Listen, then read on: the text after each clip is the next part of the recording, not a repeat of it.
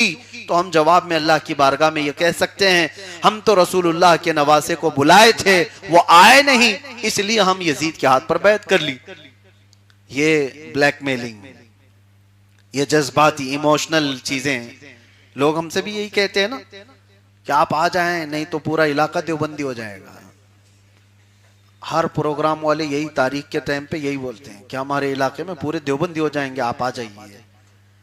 हमारे पास कोई मूसा अलैहिस्सलाम की छड़ी है कि जाते साथ लकड़ी लगाएंगे तो सब सुन्नी हो जाएंगे?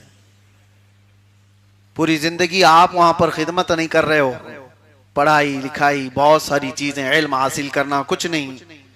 बहरहाल हम समझते हैं बिला तशबीह बिला तमसील, सैयदना इमाम हुसैन रदी अल्लाह तआला अन्हु कूफा वालों ने इस तरह के इमोशनल बातें की तो इमाम हुसैन जाने के लिए तैयार हो गए।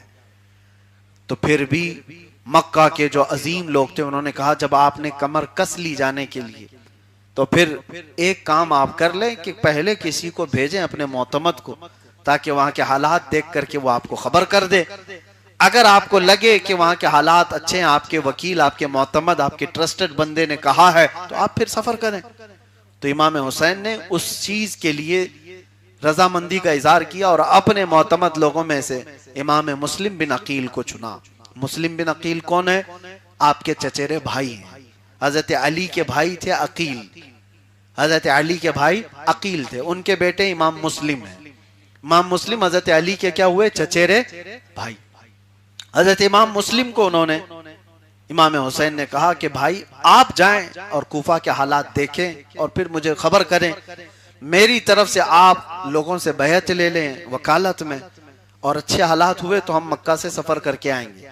हजरत इमाम मुस्लिम बिन अकील, रिवायात तो ये बताती हैं, आज मैं वो सही रिवायात सिर्फ आपके सामने रख रहा हूँ इसलिए कि करबला के वाकयात सुनाने के वक्त बहुत सारे रत्ब याबिस कई चीजें दाखिल हो गई, कुछ झूठी कुछ सच्ची, इसलिए आज आपको वो सारी रिवायात जो असह रिवायात हैं सही असानीद के साथ वो आपके सामने रख रहा हूं। इमाम मुस्लिम बिन अकील मदीने गए, पहले मदीने जाकर के वहां पर अपने अहलो अयाल में बातचीत की और उसके बाद फिर वापस आए और उसके बाद वहां से आपने कूफा का सफर इख्तियार किया। कूफा जाने के रास्ते में आपने 2 लोगों को अपना हमराह बनाया, यानी गाइड। उसमें से एक शख्स का इंतकाल हुआ तो आप घबराए, फिर वापस आकर के उन्होंने कहा, माजरत की, तो हजरत इमाम हुसैन ने फिर से उनसे कहा कि नहीं, तुम जरूर जाओ, तुम्हारे अलावा और कोई नहीं जाएगा। इमाम मुस्लिम इमाम हुसैन के इस हुक्म को पाते हुए कूफा गए। कूफा जब पहुंचे तो इमाम मुस्लिम, पहले मुस्लिम बिन औसजा असदी एक बड़े मुहिब्बे अहले बैत थे, उनके घर में आपने क़याम किया। और वहां रहने के बाद जब ये बात खबर फैली कि इमाम हुसैन ने अपने एक वकील, अपने मोतमद को भेजा है और वो भी अहले बैत में से हैं, रसूलुल्लाह के घर वालों में से, तो उनके पास लोगों का आना शुरू हुआ। इमाम मुस्लिम फिर बाहर निकले, पहले 700 लोगों ने आपके हाथ पर बैत की, उसके बाद ये तादाद बढ़ती गई 12,000 तक पहुंची। 12,000 लोग जब बैत किए तो मुस्लिम बिन औसजा असदी के घर से ही इमाम मुस्लिम ने हजरत इमाम हुसैन को खत लिख दिया, बहुत अच्छे हालात हैं, कूफा वाले सब एक तरफ हैं, आपके इंतजार में हैं, या ए सिब्ते रसूल आप तशरीफ लाएं, आपके लिए हालात बहुत मौजू हैं, आप खलीफा वक्त बनने का ऐलान कर दें। ये खत तो चला गया और उसके बाद यहाँ के हालात जो थे, कूफा के गवर्नर उस वक्त नौमान बिन बशीर थे, वो एक मुत्तकी परहेजगार आदिल इंसान थे, उनको सब पता था, उसके बावजूद उन्होंने रोका नहीं। तो एक शख्स जो यजीदी फिक्र का था, उसने आकर के, मोहम्मद बिन अशअस नाम है, वो यजीद का पट्टू था या वहां से कुछ पैसे लेता होगा, आकर के नौमान बिन बशीर से कहा, आप गवर्नर हो कूफा के और आपकी आंखों के सामने ये सब क्या हो रहा है? मुस्लिम बिन अकील आए हैं और हुसैन की तरफ से बैत ले रहे हैं और आप यजीद के गवर्नर हैं, रोकते क्यों नहीं? नौमान बिन बशीर ने साफ इनकार कर दिया और कहा, मुझे ये बात पसंद है कि मैं मर जाऊं इसी हालत में, लेकिन मेरी आंखों के सामने उस हक बात को ना रोकूं जो अल्लाह और उसके रसूल की रजा के लिए हो रही है। इशारों में उन्होंने बात कर दी, ये बात यजीद तक पहुंचा दी उस मोहम्मद बिन अशस नाम ने कि ये गवर्नर खुद ही सपोर्टिव है, यहाँ पर हालात बदलने के ये अहल नहीं रखता। तो यजीद उस वक्त खतरा महसूस कर चुका था कि तख्त हिल रहा है, क्योंकि सब जगह उसने अपना ज़हन बना दिया लोगों का। तकरीबन सारे लोग मान रहे थे, यानी तक उसकी खिलाफत का वक्त शुरू हुए अभी 6 महीने साल भर हो रहे थे, सब जगह लोग तस्लीम तो कर रहे थे, लेकिन ये खतरा उसको अंदर अंदर से ही पिघला रहा था। उसने अपने मुशीरों में से एक मुशीर को बुलाया, पूछा कि इसका हल क्या है। तो उसके मुशीर ने कहा, एक सख्त किस्म के आदमी को कूफा भेज दो अभी से, इसलिए कि कूफा ही है जिसकी नाकाबंदी करोगे तो तुम्हारा तख्त बच सकता है, वरना कूफा से एक बहुत बड़ी बगावत निकलेगी, बहुत बड़ा तूफान निकलेगा। तो यजीद ने पूछा, कौन ऐसा शख्स है तुम्हारी नजर में? उसके मुशीर ने कहा, उबैदुल्लाह बिन जियाद, कूफा का नहीं बसरा का गवर्नर था, इराक का एक शहर बसरा। उबैदुल्लाह बिन जियाद से पहले यजीद नाराज था, उसे माजूल किया हुआ था, लेकिन उसका नाम सुनते ही पूछा इसने मुशीर से कि ऐसा क्यों? कहा कि उससे ज्यादा सख्त आदमी मैंने नहीं देखा। बाकी लोग इमोशनल जज्बाती तौर पर हो सकता है रसूलुल्लाह के नवासे को देख करके अपने आप को सरेंडर कर दें, तस्लीम कर लें, लेकिन वो ऐसा शख्स नहीं। तो यजीद इस फरमान को जारी करके भेज देता है कि उबैदुल्लाह बिन जियाद को भेजा जाए कूफा की गवर्नरी देकर। तवज्जो, उबैदुल्लाह बिन जियाद बसरा से निकल कर के आया, ऐसी शक्ल और शबाहत लेकर के आया जैसे लगे कि मदीने से कोई आ रहा है, हिजाज के रास्ते से, लिबास हुसैनी। तो कूफा वाले जो अहले बैत की मोहब्बत में वारफ्ता थे, उन्होंने देखा उबैदुल्लाह बिन जियाद को सलाम करते हुए ये कहते हुए बढ़ रहे थे, या इब्न रसूलुल्लाह, ए रसूलुल्लाह के बेटे, मरहबा मरहबा। सब तो समझ रहे थे इमाम हुसैन आ गए, और उस चोर ने भी किसी को नहीं बताया मैं कौन हूं। धीरे धीरे इसी तरह सबसे मिलते मिलते वो गवर्नर हाउस पर पहुंचा, नुअमान बिन बशीर को मुअत्तल करके खुद काबिज हुआ, और उसके बाद कूफा के सरकर्दा लोगों को बुला करके मीटिंग किया कि मैं अब आज से यहाँ का गवर्नर हूँ, लोगों को बुलाओ। बड़े बड़े लोगों को पहले उठा लिया जाता है और उनसे फिर सारी चीजें मनवाई जाती हैं। तो हुआ ये कि मुस्लिम बिन औसजा असदी के घर से निकलकर इमाम मुस्लिम फिर हानी बिन उरवा के घर पर क़याम कर रहे थे, लेकिन वो छुप करके थे हालात, क्योंकि मालूम हो गया था कूफा में उबैदुल्लाह बिन जियाद आया है, तो आपको छुपा दिया गया था। अब इसे मालूम करना था कि मुस्लिम बिन अकील हैं कहाँ, तो एक शख्स को नजराना दे करके भेजा, तो कई हजार अशरफियां सोने के सिक्के और ये दे करके भेजा कि जाओ, कोई भी मुहिब्बे अहले बैत दिखेगा तो वो तो तुम्हारी बातों में आ जाएगा। तो ये शख्स नजराना लेकर के गया, इसका सिपाही था, इसका मुखबिर था, इसका टिप्पर था, जा करके एक शख्स को मिला और कहा कि मैं मुस्लिम बिन अकील से बहुत मोहब्बत करता हूँ, मैं अहले बैत रसूल की बहुत मोहब्बत करता हूँ, मैं नजराना भी लेकर के आया हूँ, मुल्क शाम से आया हूँ, उनकी बारगाह में मुझे पेश करना है। तो सामने वाला बिल्कुल ठंडा हो गया। ऐसे ही कई लोग लेकर के आते हैं हमारे पास भी कि बहुत चाहने वाला है, बहुत चाहने वाला है। हाँ, ऐसे बहुत सारे लोगों के हालात क्या होते हैं पता नहीं, अल्लाह ताला हिफाजत फरमाए। उस शख्स को लेकर के वो मुहिब्बे अहले बैत समझ करके सीधे हजरत मुस्लिम बिन अकील के पास पहुंचा दिया, हानी बिन उरवा के घर में। और वो शख्स जा करके नजराना दिया, रोया धोया और कहा, आपकी मोहब्बत में तुम्हें कहां से चल करके आया, मुल्क शाम से, और बस आपका दीदार चाहिए था, बस आपकी कदम बोसी चाहिए थी। लेकिन था वो मुखबिर, और वहां से आकर के उबैदुल्लाह बिन जियाद को उसने खबर कर दिया कि हानी बिन उरवा के घर में मुस्लिम बिन अकील छुपे हुए हैं। ये सही रिवायात हैं जो मैं आपको बता रहा हूं, ये बड़ी बड़ी हदीस की किताबों में मौजूद हैं, जो अक्सर इमाम इब्न हजर अस्कलानी वगैरह ने लिखे। तो उसके बाद उबैदुल्लाह बिन जियाद ने कूफा के बड़े बड़े लोगों को फिर तलब किया, जो अपने अपने कबीले के सरदार थे। उसमें हानी बिन उरवा अपने कबीला बनी मुजाइज के सरदार थे, वो आए नहीं। उबैदुल्लाह बिन जियाद ने पूछा, हानी बिन उरवा क्यों नहीं आए?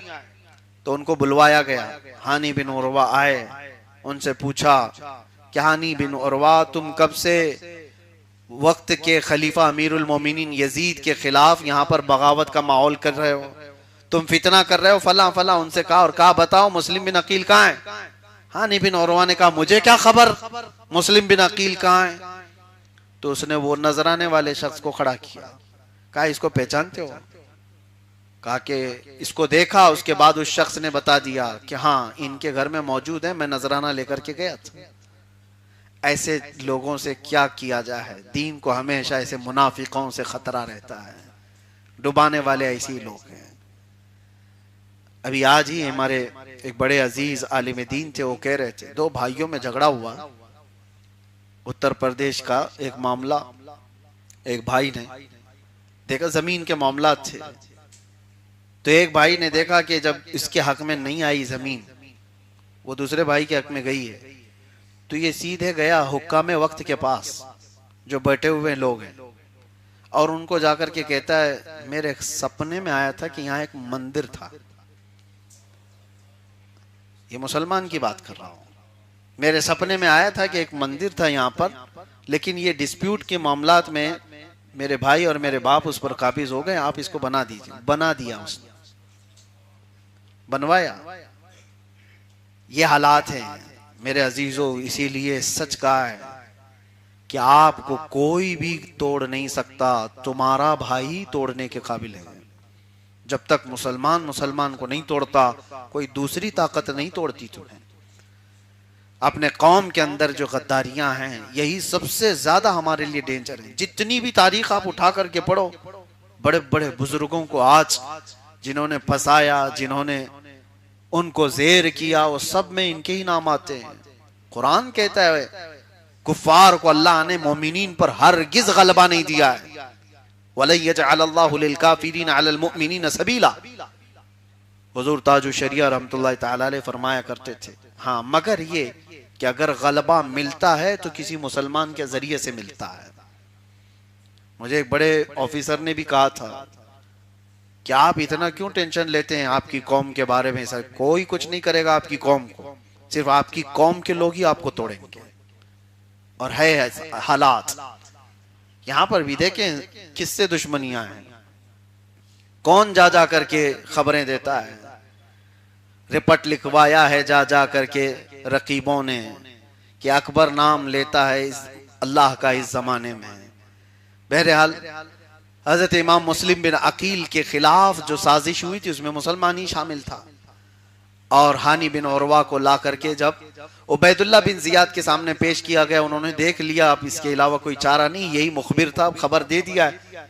हानी बिन उरवा ने कहा मुस्लिम बिन अकील मेरे घर खुद आए थे, मैं बुला कर लाया नहीं हूं, और जब रसूलुल्लाह के घर वाले आए तो क्या मैं उनको निकाल दूं? तो कहा ठीक है उनको हमारे हवाले कर दो। हानी बिन उरवा ने कहा मैं ये काम नहीं कर सकता। तो उसके बाद हानी बिन उरवा को उसने एक ऐसी छड़ी मारी जिससे उनकी आंखों के बीच में दरार पड़ गई।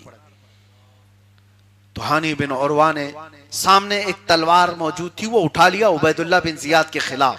अब सुनिए यही बात है, जैसे ही उन्होंने तलवार उठाया उनको पकड़ लिया गया, और उबैदुल्लाह बिन जियाद ने कहा अब मेरे पास दलील है इस शख्स को मारने की कि वक्त के गवर्नर के खिलाफ बगावत की, तलवार उठाया, इसका कत्ल हलाल है। और हानी बिन उरवा को कत्ल कर दिया, जो इमाम मुस्लिम बिन अकील के पनाह देने वाले कूफा के पहले शख्स थे, कत्ल कर दिया। लेकिन ये खबर फैली कूफा में, ऐसा नहीं है कि अचानक कूफा वाले छोड़ दिए। उसने अंदर लाश को छुपाया या इस खबर को छुपाया। उस वक्त इमाम मुस्लिम मौजूद थे, वो निकलकर बाहर आए और कूफा वालों में ऐलान किया कि अगर तुम खामोश रहे तो ये बला बढ़ती चली जाएगी। सुना है कि हानी बिन उरवा को मार दिया गया, उनका कबीला बनी मुज़ैज सब आए और दारुल खिलाफा के दारुल इमारत के अतराफ जमा होने लगे। उसकी तादाद बताई गई है 40,000 लोग जमा हुए थे, 40,000 लोग आए थे। और उस वक्त इमाम मुस्लिम बिन अकील बीच में थे उनके, और कूफा के गवर्नर हाउस को घेरा जा रहा था। उबैदुल्लाह बिन जियाद ने अपने पास मौजूद बड़े बड़े जो कबीले के सरदार थे सबको डराया और धमकाया और कहा अपने अपने कबीले वालों से कह दो कि मुस्लिम बिन अकील को छोड़कर निकल जाए, वरना यजीद की ताकत बहुत ज्यादा है, उठाया जाएगा। ये सारी चीजें आपको एक पिक्चर, एक इमेज नहीं बनाती इस तरह से कि प्रोटेस्ट में जितने आए सबको देख लिया जाएगा बाद में। जो बड़ा है वो निकल जाए, नहीं तो सब कैमरे में हैं, बाद में हम किसको कैसे घसीटेंगे, कैसे उठाएंगे, सब पता है। ये धमकियां नहीं दी जाती। उस जमाने में उबैदुल्लाह बिन जियाद ने यही किया, सारे मजमे को अपने बड़े बड़े लीडरों से जो पहले से मौजूद थे वहां पर ऐलान करने लगवाया, छत पर खड़े होकर। और काजी वक्त जो उस वक्त मौजूद है उनसे भी कहलाया कि कहो कि हानी बिन उरवा सब सही सलामत है, कुछ भी हालात बिगड़े नहीं। काजी ने भी ऐलान कर दिया। सारी चीजें सुन करके कूफा वाले जो 40,000 की तादाद में आए, हटते गए हटते गए हटते गए। तारीख में यह बताया गया कि 500 लोग बचे थे बस। 40,000 में से 500 लोग बचे रह गए। कहा हमारा क्या मसला है इससे, हमारा क्या लेना देना है। जज्बात में आने वाले लोगों पर कभी भी अपनी इमारत नहीं खड़ी करनी चाहिए। हाँ, ये तादाद जो आती है ये सब अक्सर तो मौज मस्ती के लिए लोग जमा होते हैं बहुत सारी जगहों पर। भीड़ भाड़ देख करके लोग अगर ख्याल अपनी तामीरें बनाने लग जाएं तो गिर भी सकते हैं। हर भीड़ इस तरह की नहीं होती। बहरहाल उसके बाद 500 लोग भी रात होते होते होते निकल गए। इमाम मुस्लिम बिन अकील अकेले पड़ गए थे, तो उन्होंने सोचा कि ये हालात सही नहीं है, इस वक्त क्या बात किया जाए। वो खुद भी वापस चले गए। तो हानी बिन उरवा तो कत्ल हो गए थे, किसके घर जाएं। रिवायत में है कि एक खातून के घर के पास आप बैठे, उसने पानी दी और कहा आप चले जाएं, कहीं हमारे लिए मुसीबत ना बन जाए। वो मुस्लिम बिन अकील को जो कुफा वालों ने बुलाया था, शानदार इस्तकबाल किया था, बैत पे बैत किए थे, और आज वो कह रहे हैं कि आप हमारे घर के कट्टे पे भी ना बैठें, कहीं हम आजमाइश में ना जाएं, आप ना हमसे ना मुलाकात करें। होता है ना, अभी हमारे ऊपर केस हैं, कोई बाजू में बैठे तो फोटो में ना आ जाए, हमारे भी मामलात खराब हो जाएंगे, आजमाइश में आ जाएंगे। कई बड़े लोगों को मेरे सामने कहते हुए सुना कि नहीं नहीं नहीं बचो थोड़ा सा, कि हम भी आजमाइश में आ जाएंगे। हमारी ये छोटी सी बात है, कौन सी आजमाइश है।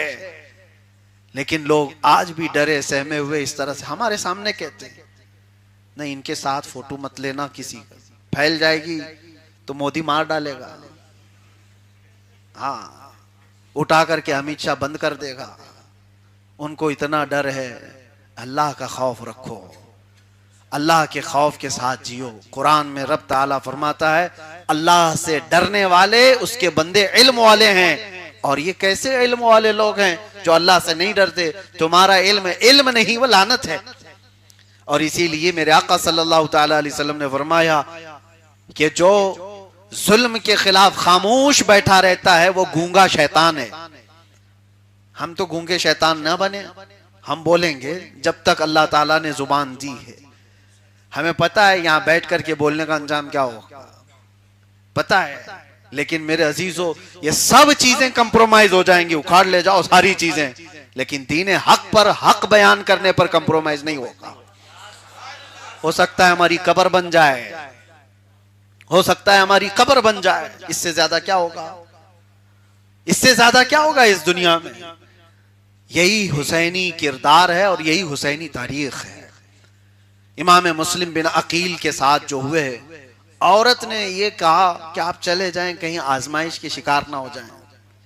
ये जो बेवफाई है ये आज भी खलती है जब कोई इस तरह से कहता है। मेरे अजीजों, बहुत सारी ऐसी चीजें हैं जो दर्द दिल है वो सामने रख भी नहीं पाता। कुछ हालात ऐसे भी थे कि कुछ किसी मस्जिद में जाने से भी हमारे लिए पाबंदी। मस्जिद में खड़े हो जाएं तो लोगों को ये तरद्दुद कि पता नहीं इनके पीछे नमाज पढ़ लें तो कहीं हमारे लिए भी रास्ते न लग जाएं। हर जगह हर एक की तरह हालात नहीं होते। हाँ, मैं सब की बातें नहीं कर रहा हूं। ऐसे बेवफाओं में भी अल्लाह ताला कुछ वफादार पैदा रखता है जो जान की बाजी भी लगा देते हैं लेकिन हक के साथ खड़े रहते हैं, हक के साथ खड़े रहते हैं। मुझे बात याद है, तकरीबन 2022 में शायद दिल्ली जब मैं गया था तो थाने वालों ने उठा लिया था। ये तो गुजरात वाले बाद में उठाए, दिल्ली वाले पहले उठाए थे, मालूम होगा। 12 घंटे तक अंदर रखे थे। उस वक्त भी बहुत सारे डरे सहमे हुए लोग, कोई बोलने को तैयार नहीं था कि हमारा कसूर क्या था, वहां जुर्म क्या था, कुछ करने थोड़ी ना गए थे। और सीधे सिर्फ जामा मस्जिद से उठा करके अंदर ले गए। तो बड़े इमाम, बड़े उलमा, वो सारी चीजें हमें खबर है, कोई सपोर्ट में नहीं, बल्कि उल्टा थाने वालों से ये कहते थे कि पकड़ के रखे रहो और थोड़ी देर तक रखे रहो, कि यहां हंगामा मचाने आया या जो कुछ भी करने आया। ये तस्वीर का एक रुख है। दूसरा जो मैं बताना चाहता हूं मेरे अजीजों, 12 घंटे हमको तो तफ्तीश के लिए रखा गया था, जो भी है। ऐसे नहीं कि बहुत सख्तियां थी, मारपीट था, कुछ नहीं। चाय पानी, नमाज जमात सब थी, सब ठीक थी। लेकिन रात के 2 बजे जब बाहर में निकला तो उस वक्त भी कुछ वफादार जवानों को रोड पर बैठे हुए देखा था।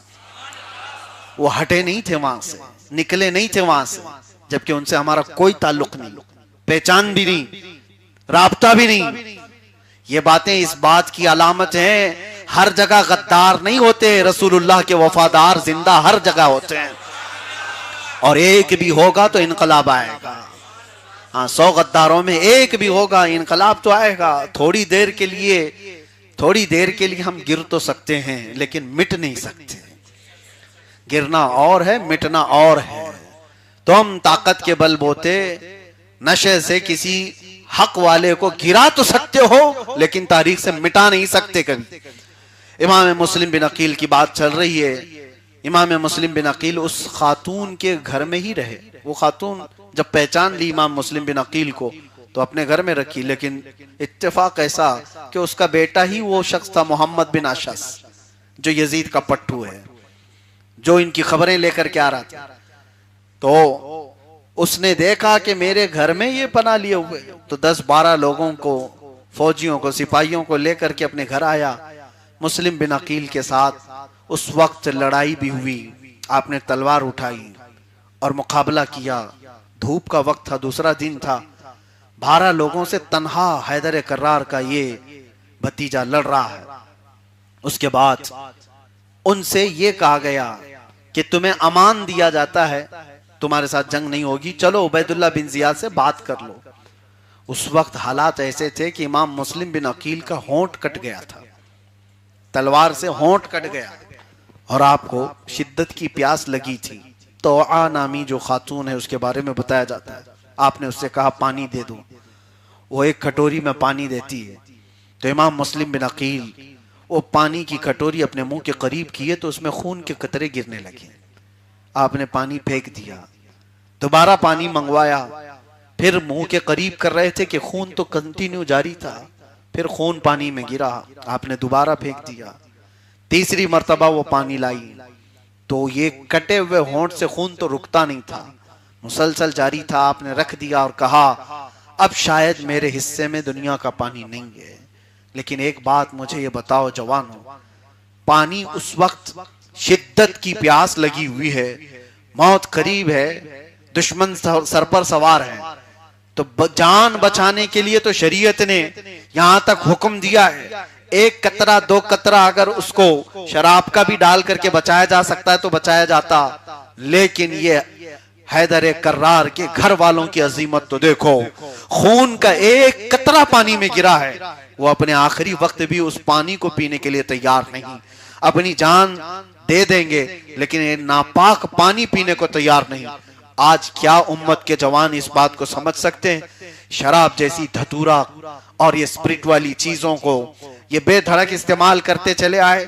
इन्हें कभी खबर नहीं कि तुम्हारा जिक्रुल्लाह से पाक मुंह इन शराब से आलूदा हो जाए। बियर का इस्तेमाल, क्या क्या चीजें जवानों में आम हो गई, आम कर दी गई, ये फैशन बनाया गया है जवानों में। तुम्हारे मुंह इसलिए बने हुए, तुम्हारे असलाफ ने खून का एक कतरा पानी में गिरे तो पीने को अपनी रजामंदी नहीं की। आज ये हालात है, और ये हुसैन आजम के तस्करे सुनने वाले लोग, अल्लाह ताला इन्हें हिदायत अता फरमाए। इमाम मुस्लिम बिन अकील को पकड़ करके लाया गया उबैदुल्लाह बिन जियाद के दरबार में, और बहस व मुबाहिसा हुआ, और उबैदुल्लाह बिन जियाद ने उसी दलील के साथ कि तुमने बगावत किया है वक्त के खलीफा के साथ, और बगावत की सजा है कि उसका कत्ल हो, इमाम मुस्लिम बिन अकील को बहुत बुरी तरह से कत्ल करके उनका सर मुबारक ऊपर से गिराया गया था, और यहां तक कि उनकी लाश को, हानी बिन औरवा की लाश को बाजार में ला करके घसीटा गया और ऊपर दारुल इमारत पर लटकाया भी गया। यही मॉब लिंचिंग है, यही मॉब लिंचिंग जिसको मैं कह रहा था कि डर के लिए, दहशत कायम करने के लिए किसी को एक मॉब मिलकर के, ताकतवर मेजॉरिटी लोग मारे और उसको वायरल करेंगे कि देखो डरो तुम सब। और कूफा में यही किया गया था। लाशें क्यों लटकाई गई थी? इसलिए कि जो देखे वो डर जाए, दोबारा उठने की हिम्मत ना करे, कोई सोचे भी मत कि हमारे खिलाफ आएगा।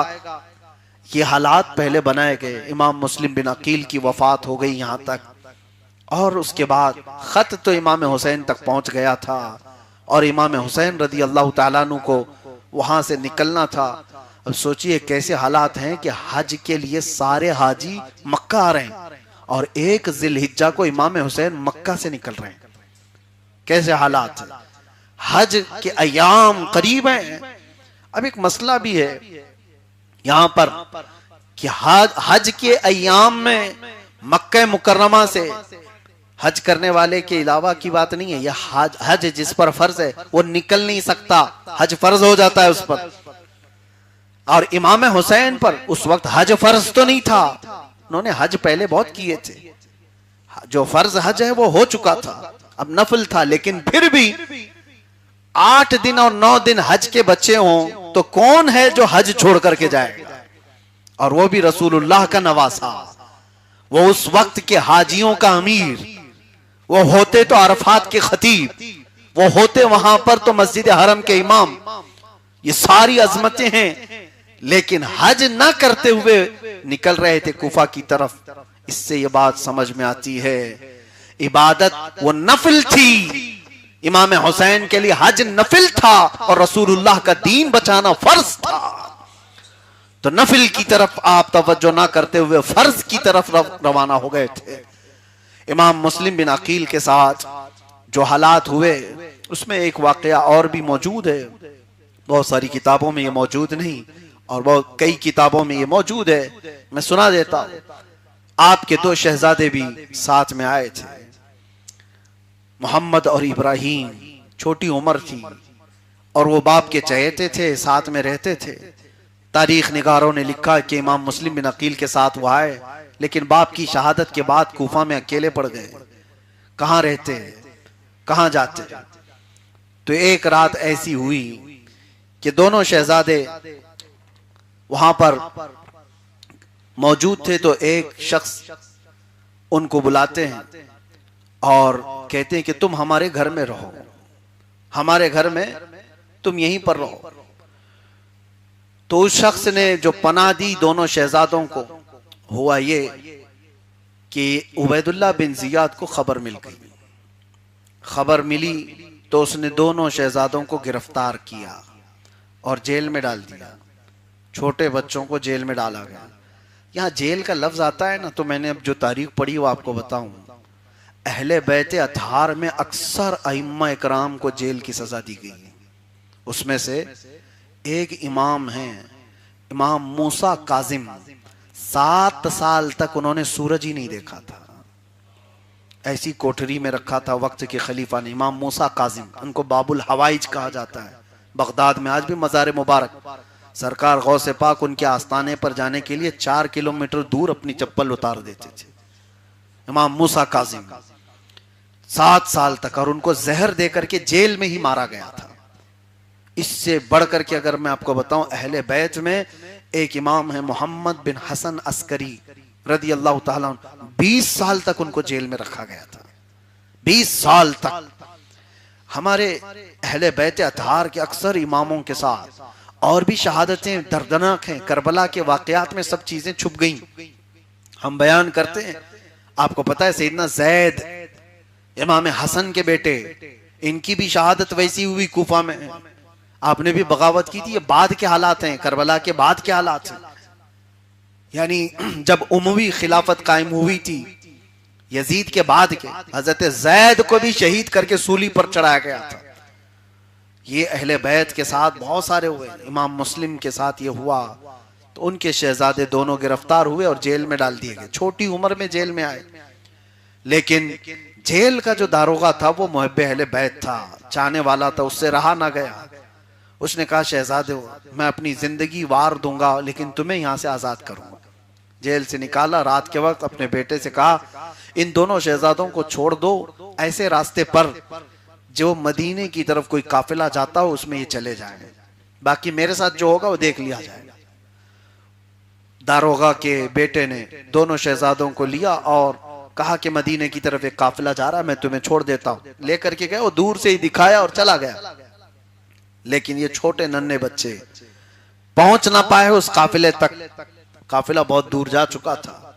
और ये रात भर भटकते रहे और घूमते फिरते सुबह हुई तो उसी जगह पर पहुंचे जहां से रात को उन्हें छोड़ा गया था। और उधर दारोगा को पकड़ा गया कि ये बच्चों को जो जेल में थे आजाद किया। इस जुर्म की पादाश में उबैदुल्लाह बिन जियाद ने उस दारोगा को कत्ल कर दिया। हुब्बे अहले बैत में मरने वालों की तादाद बहुत है, लेकिन मेरे आका ने फरमाया जो अहले बैत की मोहब्बत में मरा उसे शहादत की मौत है। दोनों बच्चे आजाद तो थे जेल से, लेकिन मदीने के रास्ते नहीं चल सके, पहुंच ना सके। सुबह हो रही थी तो दरियाए फुरात के करीब बैठे बच्चे, एक खातून पानी भरने आई तो उसने देखा कि गुलाब जैसी रंगत वाले हसीन चेहरों के बच्चे। पूछा किसके बच्चे हो? दोनों ने कहा कि हम हैदर कर्रार फातिमा तो जहरा के घर वाले हैं, मुस्लिम बिन अकील के बेटे हैं। वो खातून उठा लेती है, उन बच्चों से कहती है कि मेरी जो मालिकन है वो फातिमा जहरा की कभी कनीज रह चुकी है, वो बहुत मोहब्बत करती है अहले बैत से, तुम आ जाओ मेरे घर। दोनों शहजादों को घर ले गई और हकीकत में जो खातून थी कुफा की वो मुहब्बा अहले बैत थी। उसने बच्चों को नहलाया धुलाया खिलाया, अच्छी जगह सुलाया। लेकिन किस्मत का अजीब इत्तेफाक है कि उस औरत का शौहर हारिस नाम था, वो जालिम था, लालची था। उसको ये बात की खबर थी कि उबैदुल्लाह बिन जियाद ने ऐलान कर दिया था कि जो जेल से बच्चे आजाद होकर बाहर निकले मुस्लिम बिन अकील के, जो इन बच्चों को पकड़ कर लाएगा उसे 100 ऊंटों का इनाम दिया जाएगा। 100 ऊंट उस जमाने में बड़े हैं जैसे इस जमाने में 100 कार किसी को दे दे। सवारी थी उस जमाने की, महंगी सवारी।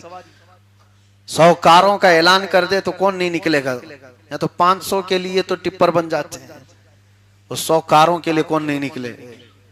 उबैदुल्लाह बिन जियाद ने जब ये ऐलान किया तो वो हर जगह हर गली में सब घूम रहे थे बच्चों को ढूंढने के लिए। ये हारिस भी उसी में था। रात को थका हारा आया, अपने घर में सो रहा था।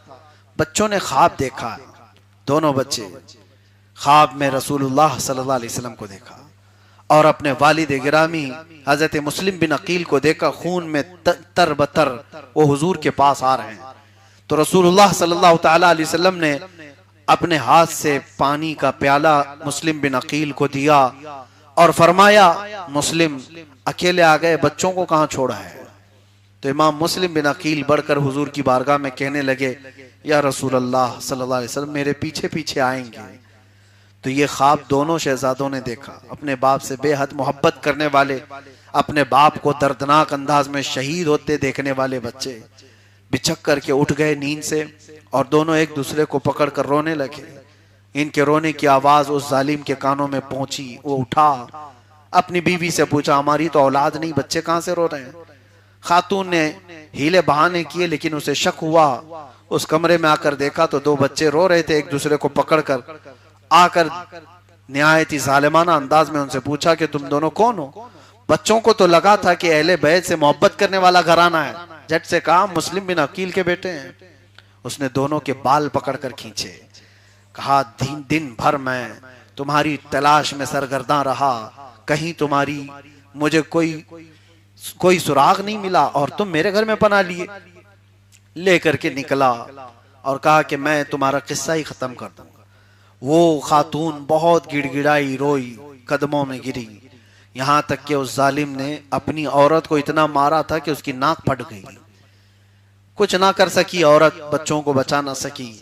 ये जालिम हारिस दोनों बच्चों को खींचता हुआ दरियाए फुरात के पास ले गया और तलवार निकाल करके कहा कि मैं दोनों को कत्ल कर दूंगा।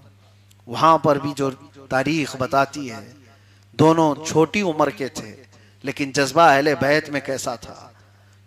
पहले जो मोहम्मद नाम है उनका बड़े भाई थे, कहा कि हारिस मैं बड़ा हूं, पहले मेरा कत्ल कर दो, मैं बड़ा हूं, कत्ल की इब्तिदा मेरे से करना। वजह यह थी कि वो अपने छोटे भाई का कत्ल देख नहीं सकते थे।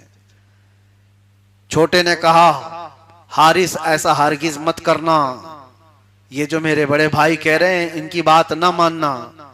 कत्ल की इब्तिदा छोटे से की जाती है, छोटों को पहले निपटाया जाता है, बड़ों को बाद में, लिहाजा पहले मेरा कत्ल करो। उस वक्त भी उस जालिम दरिंदे के दिल में कोई रहम नहीं आया कि छोटे बच्चे सामने इस तरह की ईसार और कुर्बानी की बातें उसके सामने पेश कर रहे हैं। उस जालिम ने कहा दोनों की ख्वाहिश पूरी करता हूं, और एक वार में दोनों की गर्दनें उड़ा दी। इन्ना लिल्लाहि व इन्ना इलैहि राजिऊन। इन दोनों शहजादों के लिए बस इतनी बात हम कह सकते हैं, उन फूलों का क्या जो बहारे जां फिजा दिखला गए, अफसोस तो उन कलियों का है जो बिन खिले मुरझा गए। ये खानदान अहले बैत के शहजादे इस राह में शहीद होने वाले छोटे शहीदों में सबसे पहले थे। यहां तक कि हालात कूफा के दर्दनाक हैं। कूफा एक ऐसी सरजमीन है जो बुलाती है मोहब्बत के साथ और फिर धोखा देकर दफन कर देती है। इस सरजमीन पर मौला अली करमल्लाहु वजहुल करीम की शहादत हुई। इस सरजमीन से मौला इमाम हसन मुज्तबा को धोखा दिया गया। इस सरजमीन पर सैयदना इमाम हुसैन को और उनके खानदान वालों को बुलाने वालों और उनको धोखा देने वालों का दाग आज तक मौजूद है। अजीजा ने गिरामी वक़ार, बनो तो कभी कूफा वाले ना बनो, बनो तो मदीने वाले बनो। कूफा वालों ने बुलाया था लेकिन एक भी खड़ा ना रहा, और मदीने वाले हुजूर को बुलाए थे, अपने घर बार सब कुर्बान कर दिए थे। कूफा और मदीने में यही फर्क है। कूफा वाले 12,000 की तादाद में बुलाए थे, और जब इमाम मुस्लिम आए तो 2 के सिवा कोई नहीं बचा। मदीने वाले सिर्फ 12 अफराद बुलाए थे, लेकिन जब रसूलुल्लाह जंग के लिए जा रहे थे बदर के मैदान में, तारीख उठा करके देख लो, जो हिजरत करके आए हुए सहाबा थे उनकी तादाद थोड़ी थी, बदर में लड़ने वालों की तादाद मदीने वालों की ज्यादा थी। क्यों? मक्का वालों ने मदीने वालों का क्या लूटा था? कुछ नहीं। अंसार के साथ उनका क्या झगड़ा था? झगड़ा तो कुरैश से था, झगड़ा कुरैश के सरदारों के साथ हुजूर के सहाबा का था, जो मक्का वाले मुहाजिरीन है। मदीने वालों से झगड़ा नहीं था, लेकिन उसके बावजूद अंसार वैसे नहीं थे जो ये कहते कि हमारा क्या झगड़ा है मक्का वालों से, हम क्यों जाएं। नहीं, अंसार में से एक सहाबी मिकदाद बिन अस्वद वो कहते हैं, या रसूल अल्लाह, बदर के मैदान तक आप लेकर के आए हैं जो 180 किलोमीटर है, कसम खुदा की आप यहां से 1000 किलोमीटर दूर भी ले जाएं, हम पीछे मुड़ करके नहीं देखेंगे, इसलिए कि रसूलुल्लाह के साथ जीना मरना हमारा तय है। इसीलिए हम पैगाम यही देते हैं, कूफा वाले बनने की कोशिश ना करना, बनो तो मदीने वाले बनो, जिन्होंने हुजूर पाक सल्लल्लाहु अलैहि वसल्लम के साथ वफादारी निभाई है। हर घड़ी अपने बच्चे कुर्बान किए, अपनी औरतें, अपनी जायदादें, अपना सब कुछ वार दिया, वो है मदीने वाले। अल्लाह ताला हमें कूफा वालों की खसलत ना अता करे, हमें मदीने वालों की खसलतें अता फरमाए। करबला के इन अहम दास्तानों से अल्लाह ताला बुज़दिलों को ताकत अता फरमाए।